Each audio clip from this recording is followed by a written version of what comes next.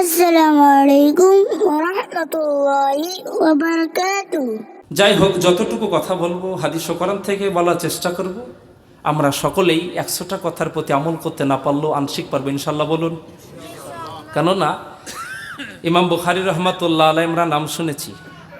ইমাম কিবলা বুখারী শরীফ একটা যে কিতাবটাকে লক্ষ্য করে এখন মানুষ পড়তে না জানলেও কোনোদিন বুখারী শরীফ কিতাবটা দেখেনি, অথচ বুখারী নিয়ে মানুষের এত চর্চা, মনে হচ্ছে বুখারীর শিক্ষক ছিল। বুঝতে পারছেন? এত চর্চা, বলে কিছু কথা বললেই উদ্ধৃতি দেয়, দলিল হিসাবে মানুষের সামনে উপস্থাপন করে, এই হাদিসটা বুখারীতে আছে। এবং এই কথা বলে কি বলেন, কথা বলুন। এই সমাজে কিন্তু এই কাজটা কথা খুব চলছে এখন। আগে আপনার 30 বছর বা 20 বছর পূর্বে আপনি লক্ষ্য করুন, এইসব কথা কিন্তু আলোচনা হতো না, এত বলতো না। মানুষ একটা ভয় ছিল, মানুষের ভিতর ভয় ভীতি ছিল, আমি বলবো। তো মানুষ এখন এমনভাবে আপনার এভিডেন্স দেয়, দলিল দেয়, যে আপনার বুখারী মনে হচ্ছে সব মুখস্থ হাদিস। অথচ ইমাম মানে বুখারীর আসল নাম কি যদি জিজ্ঞাসা করা হয় বলতে তো পারবে না, তাছাড়া পেটে যদি লাতো মারা হয় একটা আলিপও বের হবে না। অথচ বড় বড় ডায়লগ, সত্যি বাস্তব, মানে শুনে বড় আশ্চর্য লাগে। কয়েকদিন আগে আমি জালসায় ছিলাম, আপনার গত 23 দিন আগে জলঙ্গিতে ছিলাম, তার আগে একটা প্রোগ্রামে এই দিকেই একটা সাধারণ মানুষ, আমি আপনাদেরকে উদ্দেশ্য করে বলছি না, কেউ খারাপ মনে নেবেন না, একটা সাধারণ মানুষ বলছে যে ইউটিউবে বক্তা শুনেছে, ধরেন তা যাকে যেটা যার ভালো লাগে, ইউটিউবে বক্তা শুনেছে, শোনার পরে ওকে ওকে খুব ভালো লেগেছে, ওর খুব ফ্যান হয়ে গেছে, ফলোয়ার হয়ে গেছে। তো ওই মানুষকে, সমাজের মানুষকে শিক্ষা দিচ্ছে যে ভারতবর্ষে যদি বক্তা থাকে তো এই বক্তাটা 1 নম্বরে দেওয়াছে। আচ্ছা, আপনি সাধারণ মানুষ, আপনি কি করে বুঝবেন যে ভালো মন্দ মানে কোনটা? আপনি হাদিসের কি যদি ভুলও যদি এই জায়গাতে, আমার কথা বলি, আমি যদি এখানে 1 ঘন্টা বলি আর 1.5 ঘন্টা বলি, যদি 1.5 ঘন্টা যদি ভুলও বলে চলে যাই, আলেম সম্প্রদায় ছাড়া আপনারা ভুল ধরতে পারবেন? কথা বলেন, ভুল ধরতে পারবেন না? আপনাদের সম্মুখে যতটুকু আপনাদের জানা আছে, হুজুরদের মুখ থেকে, ইমাম সাহেবদের মুখ থেকে, মাদ্রাসার শিক্ষকদের সঙ্গে যদি আপনার কি বলে উঠা বসা থাকে, তো যতটুকু শুনবেন ততটুকু ভুল মানে ঠিক এতটুকু বিবেচিত করতে পারবেন। একটা সাধারণ মানুষ সে বলছে যে এই বক্তাটা ভালো, এই বক্তাটা খারাপ।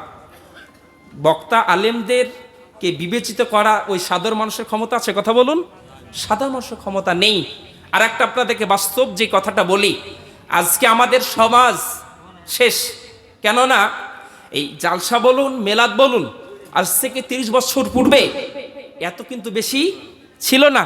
না ছিল এত জালসা, না ছিল এত মেলাদ, না ছিল এত আপনার কি মাহফিল, না ছিল দোয়া খায়রের মজলিস, না ছিল বই পুস্তকের মাধ্যম দিয়ে প্রচার প্রসার, কি বলে আপনার কি বলে ফেসবুকের মাধ্যম দিয়ে, ইউটিউবের মাধ্যম দিয়ে, আরও আপনার কি বলে যত রকমের ইসলামিক ভিডিও আপনার আপলোড করা যায়, এই যত দেখছেন এত কিন্তু আলোচনা, আগে এত প্রচার প্রসার ছিল না।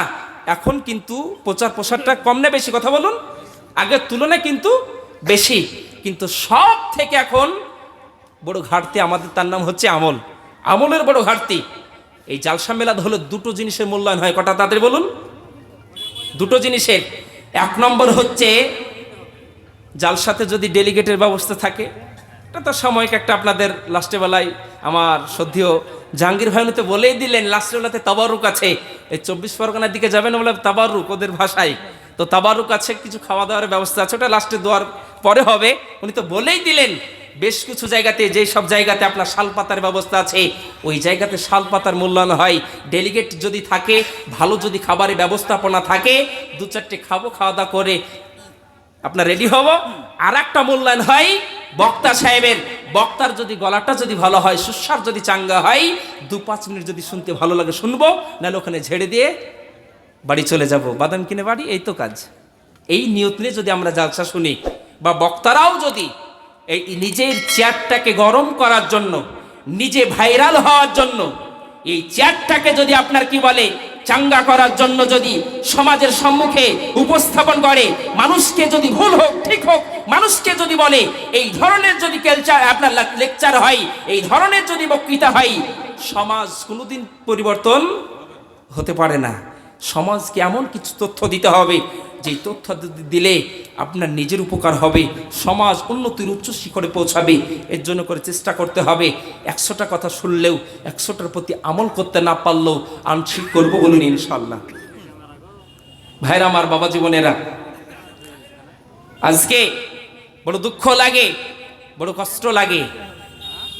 মুসলমান ঘরে আমরা জন্ম নিয়েছি, আমাদের যে কি প্রুফ হওয়া দরকার, আমাদের যে আপনার কি বলে আইডেন্টি হওয়া দরকার, সেটা কিন্তু আমরা করতে পারলাম না। পৃথিবীর বুকে মানুষ 60 বছর, 65 বছর, 70 বছরের জিন্দেগি। এই পৃথিবীর বুকে কি কেউ সারা জীবন আমরা থাকতে এসেছি? কথা বলুন। কেউ কিন্তু আমরা থাকতে আসিনি। আজকে আছি, কালকে আপনাকে আমাকে সকলকে বিদায় হতে হবে।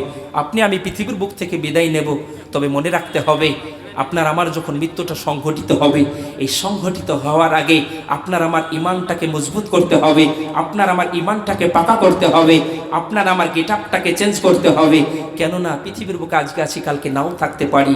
নবী আমার হাদিসের মুবারাকার মধ্যে বললেন, কুন ফিদ দুনিয়া কাআন্নাকা গারীব আও আবিরু সাবিল, যে পৃথিবীর জিন্দেগিটা হচ্ছে মুসাফিরের ন্যায়।